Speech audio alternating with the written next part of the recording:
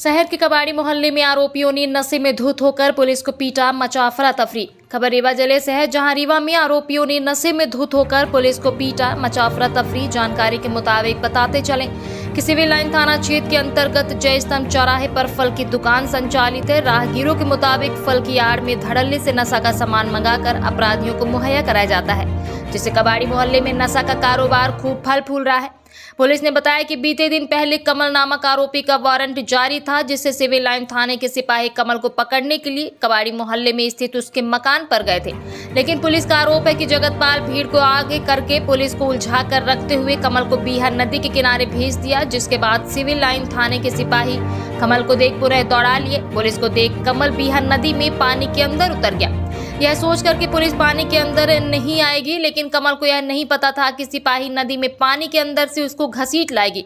हुआ भी कुछ यूं ही कि पुलिस पानी के अंदर कूदकर कमल को पकड़कर घसीटते हुए थाने लाई और कोर्ट में पेश कर उसे जेल भेज दिया था। सिविल लाइन थाने के पुलिस कर्मियों ने बताया कि जिसकी खुन्नस जगतपाल को थी और जिसका बदला जगतपाल ने पुलिस से बीते दिन पुलिस के साथ मारपीट करके निकाला, जिसका वीडियो सोशल मीडिया पर जमकर वायरल हो रहा है, जिसमें साफ साफ दिख रहा है कि जगतपाल भीड़ में सम्मिलित कुछ अपराधियों को ललकार के कैसे पुलिस के ऊपर हमला कर रहा है।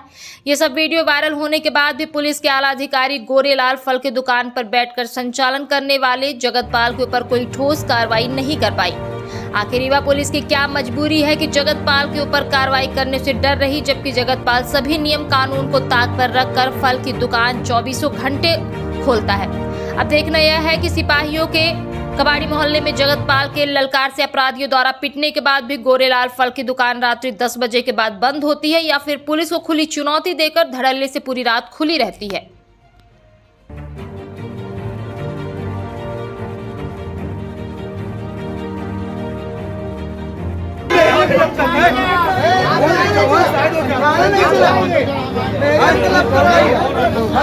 ये देखिए, सब दारू पी के हुकुम करने आए कबाड़ी मोहल्ले में।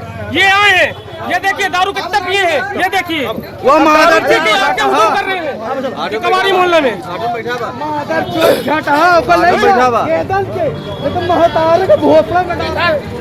गेदन का जोन पक्ष लेके आवे की बहिनी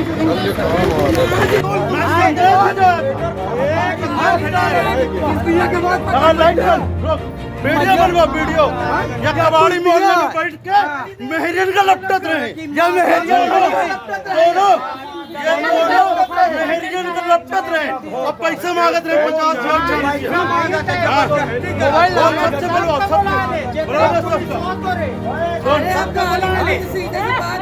मेहरियन का लपटत रहे।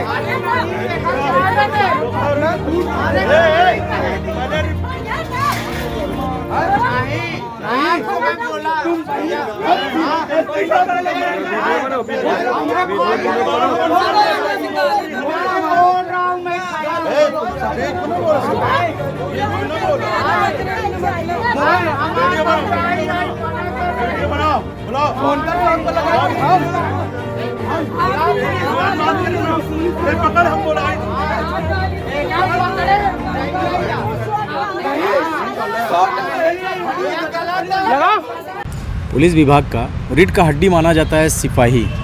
अधिकारियों को बंधक बनाया जाता है, कुछ भी किया जाता है तो उसमें सिपाही का अहम रोल होता है जाके छुड़ाने के लिए। ऐसे ही ये घटना घटी है सिविल लाइन थाना अंतर्गत कबाड़ी मोहल्ले में। आरक्षकों के ऊपर कुछ मन बढ़ंत अपराधी किस्म के व्यक्ति लोगों ने जानलेवा हमला किया। उस पर आप क्या कहना चाहेंगे? सिविल लाइन थाने से मुश्किल से 500 मीटर की दूरी पर कबाड़ी मोहल्ला होगा और कबाड़ी मोहल्ले में अवैध तरीके से नशीली दवाओं का लगातार, माने पहली दफ़ा नहीं, लगातार कई वर्षों से नशीली दवाओं का व्यापार होता रहा है। पुलिस जो है जब रोकथाम करने के लिए जाती है तो पहली बार नहीं कि घटना हुई उनके साथ कल मारपीट की, कई बार पुलिस के ऊपर हमला हो चुका, कई बार पुलिस के ऊपर जानलेवा हमला हो चुका और कबाड़ी मोहल्ले में लगातार जो है नशीली दवाओं का व्यापार बंद नहीं हुआ। क्यों नहीं बंद हो रहा? क्योंकि वहाँ के राजनीतिक लोग जो है कहीं न कहीं उन वोटरों से, उन लोगों से अपना हिस्सा, अपना लाभ जो है पा रहे हैं। ये कोरेक्स का व्यापार यहाँ पर 1,500 का व्यापार नहीं है, करोड़ों अरबों का व्यापार है यहाँ पे। रीवा जो है मध्य प्रदेश का पूरे देश में नंबर 1 पर है कोरेक्स के अवैध व्यापार को लेकर, नस्ली दवाओं के अवैध व्यापार को लेकर। और यहाँ के लोग अगर अवैध व्यापार कर रहे हैं, शराब का अवैध व्यापार कर रहे हैं, अगर उसमें हिस्सेदारी लोगों की है, और वो लोग जुड़े हुए हैं यहाँ के राजनेताओं से, तो क्या वजह है कि न तो नस्ली दवाओं का अवैध व्यापार रुक पा रहा है और ना ही उन लोगों के ऊपर कठोर कार्रवाई हो पा रही है।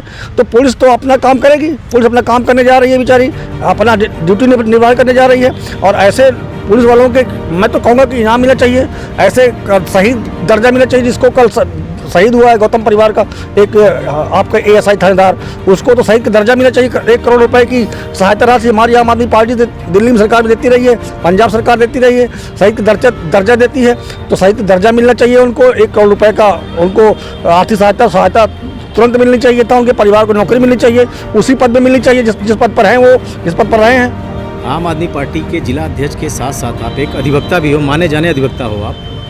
किसी दुकान को 24 घंटा खोलने के लिए क्या कोई आदेश लेना पड़ता है या नहीं लेना पड़ता है? वो भी ऐसी जगह जहाँ पे नशे का गढ़ हो, 24 आवर्स एक दुकान खुली रहती है और वो अपने तरीके से सारा चीज चलाता है। आवश्यक चीज़ों के लिए तो ठीक है, जहाँ मेडिकल स्टोर हो, और मेडिकल स्टोर भी जहाँ पे अस्पताल का पहुँच मार्ग हो, जहाँ पर अस्पताल उपलब्ध हो, वहाँ मेडिकल स्टोर हो या दवा की दुकान या दूध की दुकान हो, यहाँ तो ठीक माना सकता है। लेकिन अगर कवाड़ी मोहल्ले के पास भी बहुत सारी ऐसी दुकानें हैं, जैसे फल फूल की दुकान है, रात को एक तो कवाड़ी मोहल्ला संदिग्ध स्थान है, संवेदनशील स्थान है, उस स्थान पर जाना ही लोगों को दिन में खतरा है।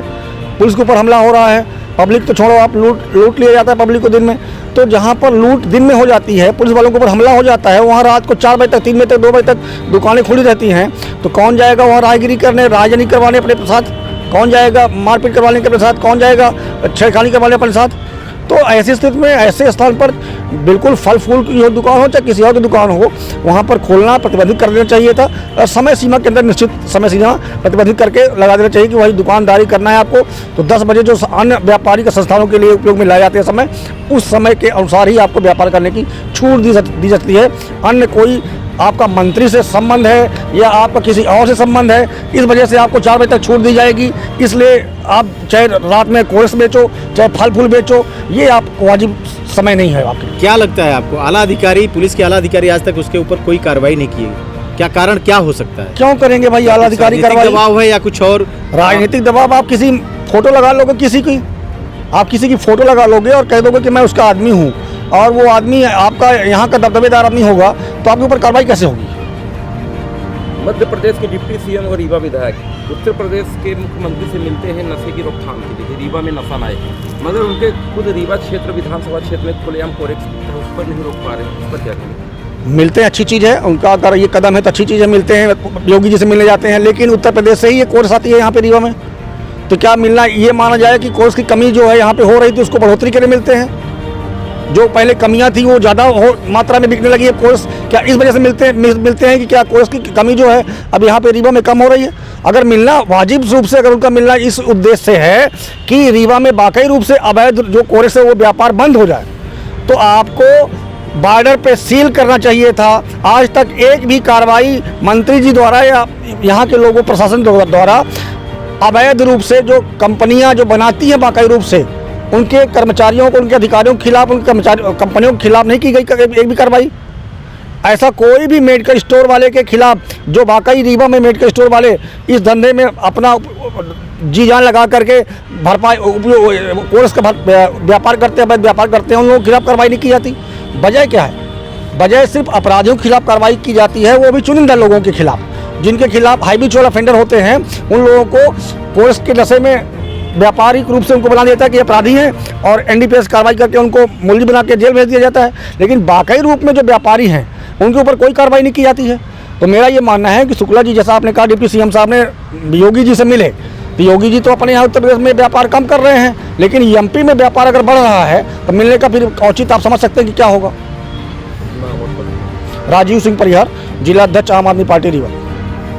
नमस्कार, मैं डॉक्टर अखिलेश पटेल, संचालक नेशनल हॉस्पिटल रीवा से। आज आप लोगों के माध्यम से कैंसर के लक्षण को कैसे पहचाने, इस विषय में एक छोटी सी जानकारी देना चाहूँगा। बात करें कि विंध्य क्षेत्र में पुरुषों में सबसे ज़्यादा कैंसर मुख का कैंसर होता है। मुख के कैंसर को कैसे पहचाने? कभी भी मुंह में या जबान में कोई भी छाले जो हफ्ते 10 दिन से ज़्यादा समय तक हैं, दवाओं से ठीक नहीं हो रहे हैं, तो अपने नज़दीकी चिकित्सक को ज़रूर दिखाएं। हो सकता है वो बड़ी गठान हो। लक्षण जो है शुरुआत में ही पहचान में आ जाते हैं तो उसका संपूर्ण इलाज हो सकता है। दूसरी बात करें महिलाओं में, तो महिलाओं में विंध्य क्षेत्र में बच्चेदानी का कैंसर और ब्रेस्ट छाती की गठान का कैंसर सामान्यतः पाया जाता है। उसमें अपन बात करें लक्षण क्या आते हैं, तो छाती में यदि किसी भी लेडीज़ को, यदि वो 30 साल या 35 साल से ऊपर की हैं, कैसे भी असामान्य गठान छाती में महसूस होती है तो अपने नज़दीकी चिकित्सक को जरूर दिखाएं। वो सामान्य या असामान्य या कैंसर जैसे भी बीमारी हो सकती है। और महिलाओं की दूसरी जो सबसे बड़ी बीमारी है वो होती है बच्चेदानी का कैंसर। बच्चेदानी का कैंसर अमूमन 40 वर्ष के ऊपर की ही महिलाओं में पाया जाता है। उसमें असामयिक तरीके से रक्त का स्राव या मावात का जाना, ये उसका प्रमुख लक्षण रहता है। तो यदि किसी भी महिला को असामान्य रक्तस्राव और मावात जाने की शिकायत लगातार बनी हुई है तो अपने नज़दीकी चिकित्सक को जरूर दिखाएं। ये हो सकता है कि बड़ी बीमारी हो। समय रहते यदि इसका पता लगा लिया गया तो इसका इलाज पूरी तरीके से उपलब्ध है। और ये इलाज हम नेशनल अस्पताल रीवा में आयुष्मान, ESIC एवं विभिन्न सरकारी योजनाओं के द्वारा निःशुल्क उपलब्ध कराने के लिए संकल्पित है। नमस्कार।